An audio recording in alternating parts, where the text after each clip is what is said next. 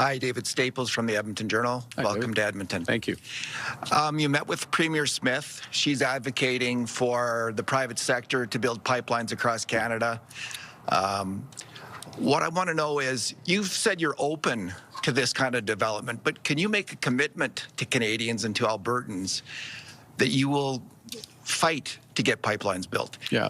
That you will fight in the way that the industry wants, getting rid of the West Coast tanker ban, reforming C-69. Will you commit to those things? Yeah, Dave, thank you for the question, David. Look, and I had a meeting with the Premier this morning. I'll be with all the Premiers tomorrow for the First Minister's meeting. Let me tell you part of the focus of that meeting, because it goes directly to your question. It's about getting things done. It's about getting, yes, pipelines built across this country so that we can displace imports of foreign oil. It's about building out the energy infrastructure more broadly here in Alberta, which I would add would include projects such as the pathways. It's about building energy corridors and trade corridors, including potentially up from here through to Nunavut. So we have additional deepwater ports and opportunities there. And so the commitment is to deliver those projects like those that we agree that are national priorities, and then the federal government, using all of its power, including new legislative powers or new legislation, in order to accelerate delivering those projects. So then it gets into details of what's changed here and there, but the commitment is to deliver faster at a different scale. And if I may just add one other thing, you know, I said a week ago or 10 days ago that we need to do things that had not been imagined or had not been thought possible at a speed we haven't seen before. And that's the nature of the time. And in order to do that, we're going to need to use at the federal level, not just a commitment for cooperation, which we have under my government, but also additional levers that we create. And I'll be laying some of those out tomorrow with the premiers. The Trump tariffs proposed, they're a big threat to our industry. Yeah. They're deregulating in the States. They're getting rid of taxes, carbon taxes, all kinds of taxes and regulations to free up industry.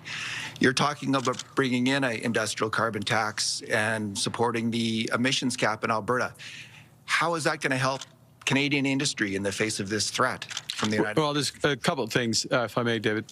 So we're first is the question of access, reliable access to the U.S. market. And in order to have reliable access to the U.S. market, we're going to need a comprehensive renegotiation of our economic and security partnership with the United States. You know, the American government has chosen to violate a number of aspects of that partnership for reasons known only to themselves. They're putting a tax on Alberta oil that serves no purpose other than to raise the price to U.S. consumers. And more broadly, the taxes on steel and aluminum and other ones coming, or the tariffs, I should say, are outside the legal framework of CUSMA, USMCA. Okay, so we need to recast that. What we need to do in parallel is to make sure that our industry is as competitive as possible. And I'm much more interested in increasing the competitiveness of our energy sector, of our manufacturing sector, of our AI sector, and working with industry and with provinces on specific ways to get those reductions, as opposed to, and last point, which goes to your question, as opposed to having preset caps or preset restrictions on preset timelines. Thank you. Next question. Prime Minister, thanks for taking my question, and welcome to Edmonton. And James from the Western Standard. You recently... Sorry about the microphone. Yeah, no problem. I'm a pretty tall guy. You have not been elected in a federal election yet, and you recently flew to Europe on government wide-body jet at the expense of at least $500,000. So the question I have for you today, and maybe I'll say this before I ask the question, these people around you all paid for that flight, and you've not been elected yet. So will you commit to refunding these taxpayers for that flight? Well, it's an interesting question, way of framing it. Look, and I'm going to go back to, I'm going to allude to the question that was asked previously by Mr. Staples from the Journal, and the situation that we're in as a country, which is we are in an economic crisis that's brought on, sorry, I'm going to answer the question, brought on by the tariffs that have been put on Canada, actual and prospective. One of the challenges... The economic crisis was brought on by former Prime Minister Justin Trudeau, and you were his advisor at the time. I think you would find... These people did not create that problem. I certainly... hey, nobody in Canada created that problem. Nobody in Canada created that problem. The U.S. government has decided to put tariffs on all of its closest allies. All of its closest allies. I wouldn't for a moment suggest that anyone in Canada is the cause of this. What our responsibility is to take action to react to a different world that we're in. And part of the way we do that is we build out new partnerships, new opportunities, including opportunities. And I'm going to give you a specific one, and then I don't know if you have one more follow-up, but I'll give you a specific example that goes to my previous answer. Something I also discussed with the Premier this morning, which is Canada has many advantages, and one of them is in critical metals and minerals. One of the issues is how are we going to develop the trade routes and the trade corridors rapidly in order to export those critical metals and minerals? And who are our clients for that? Who are our customers? Do we only have one customer to the south of us, the customer that's attacking us, that doesn't respect the trade agreements that they signed? Or should we develop new customers in Europe? What's required, if I may, what's required for those new customers is to build out trade corridors and infrastructure, including what I referenced in my previous answer and discussed with the Premier, is the potential to go north, go to new deep water ports. Churchill is an example, Gray's Point in Nunavut as another. And that creates a whole new set of opportunities for Albertans as a whole, for people across the country, for these hardworking people around me and those like them in the trades. And that's what my job is. I'll take that as a no then. No, you'll take that as a very comprehensive answer to your question. Thank you. Next question. Anne Levasseur de Radio-Canada, Donald Trump, le président américain, dit qu'il préférait The négocier avec un American libéral president said he would prefer to negotiate with a liberal than a conservative. Polyev answered that it's because he sees you as someone who is weak. What is your response to that? Answer? That's not at all correct. What is clear is that the president wants to negotiate with someone who is serious. I am a serious person, first of all. And second, when it comes to the president, he needs to have respect for our country. We are a sovereign country. And finally, we need comprehensive negotiations. This includes on economic issues and security. Second question. You met with Danielle Smith yesterday, and she clearly endorsed Pierre Poilievre and said that your plan would harm Alberta. What are the concrete things that you plan to do to convince her and Albertans that you will not hurt Alberta, especially with the emissions ceiling? Well, I would say that I'm a practical person. I'm a pragmatist. So for me, the question is more about building and what will we build. We need to build housing across Alberta.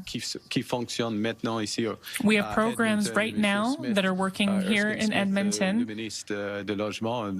that Manderskin Smith, the Minister of Housing and Infrastructure, along with our government, will be expanding programs that are working for Alberta and Albertans. Second, we need to be investing right now in large energy projects here in Alberta, as well as across the country. These are concrete things. They're not just words. Je suis That's ici concrete. I am pour here. bâtir notre économie. I'm here to build our economy. À enlever ce plafond sur les émissions. But are you committing to removing the emissions Ce qui est ceiling? important, c'est d'avoir des, Well, what is important des is the following. mécanismes de réduire It's about having mechanisms en effet, that will de help réduire les to émissions. reduce C'est une emissions. question de résultats. Il faut investir afin It's an d'avoir issue of tout results, cela. and we Pas need to invest in seulement order to avoir get those results, une loi. Alors, oui, c'est and not just through je veux legislation. travailler avec l'industrie ici en Alberta et puis So I do want avec to le work gouvernement, together with the ici, government here in afin, Alberta, d'atteindre ce but. and that is so that we can C'est des achieve our goal. résultats. Les résultats m'intéressent. et Those les are résultats results. I'm interested intéressent les in Canadiens et les results, Canadiennes and aussi. Merci. Canadians are interested in results. Hi. Hi, Prime Minister. Jasmine King with Global Edmonton. We saw you with the Oilers this morning, and obviously What'd you think? This announcement, nice shot. You think it's that? We Yeah. saw you with obviously now with this announcement. Why is it important for you to build up a Liberal presence in Edmonton and Alberta, and what impact do you think this might have on an upcoming election? Well, I'm Prime Minister of all of Canada, and the government serves all of Canada, and Edmonton's a hugely important part, obviously, of our country. So it's not tied to electoral timing. It's not tied to any specifics. This is, but something it is tied to is a very real need, which is around housing, and also a very real success story. I'm a firm believer that we learn from our mistakes, but we also learn from success. And there has been tremendous success. You think of the mayor will correct me because he knows all the figures, but I see it as about a 16% increase year on year, in construction here, in housing construction. That if we had that across the country, we would be on track for what the country needs. So what can we learn from what Edmonton is doing right? And how do we emulate it? How do we reinforce it here? So that's part of the reason I'm here. Again, I'm going to go back to what I said to the previous answer, if I may, which is I'm a practical person. I like to see how things work and then correct mistakes, such as the consumer carbon tax, and reinforce things that are working, such as the Housing Accelerator Fund. And I'll hand back. I was just kind of going off that. I mean, how are you hoping, as we're looking further now into election, that you can build up the Liberal Party in Alberta? Well, look, I'm an Albertan. I grew up here, and Albertans are practical people, and they judge people on results and what they expect for those results. And the Liberal Party has a ways to go here, but we have very strong candidates. We'll have even more strong candidates, and we're offering a way of positive change for the country. And this is a positive province. It's a province that knows how to get things done, create new industries, and at the core of what I've said from day one in Laurier Heights, literally at the rink where I learned how to skate. You may not think I still know how to skate watching me with the Oilers, but it didn't fall down at least. That is, it's time to build, and that's what we're offering Albertans and Canadians. Thank you. Thank you. Thank you. We'll do last question. Dernière question, s'il vous plaît. Oui. Travis McEwen, CBC News. Will you be calling an election this weekend? Fair question. The first person who will know whether the recommendation to call an election, it will be the Governor General, as for convention. What's clear, Travis, is that in this time of crisis, is that the government needs a strong and clear mandate. We're offering a positive vision for the country, a vision of action. You can see the action that's happened. I haven't been Prime Minister for a week yet, and you can see what we've done thus far. We can do even more with that strong and clear mandate to move forward for the country, for all Canadians. Last question.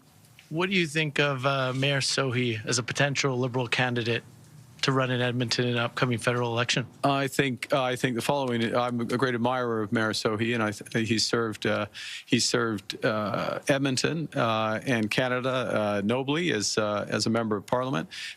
He served Edmonton and part of the reason I'm here. It's a testament to what this city has done in building housing, and not just housing, but affordable housing. You look at, I mean, look, I understand that there are challenges in housing in Edmonton as well, but you look at the affordability metrics and others here relative to elsewhere in the country, it's very impressive what's been done. Understands how to work both with the private sector, which is critical, such as the Rohit Group, and with government, with different layers of government. So I'm a big admirer of his, and I guess I know one other thing about him is that he's a public servant, and he will continue to serve Albertans, Edmontonians, Albertans, and I hope Canadians as well. Thanks very much. En français sur ce i. En français, c'est quoi? Pour Monsieur le maire ou? In French about what the mayor conférence de presse, or the entire press conference? Okay. Ou ma réponse pour les Oilers? Or is it no? my answer about Okay. the Oilers? C'est des élections, OK. On the elections, okay. C'est la convention ici que la première personne qui sait la date d'élection, c'est The convention is that the first person who knows the date of the next election is the Governor General before anyone else. But what is clear is that the government does need to have a clear mandate, a mandate that is positive for the Liberal Party, a strong and clear mandate. We're in a crisis, and we need a strong and positive government. We need a government that puts the emphasis on action and will build our economy and create a strong Canada.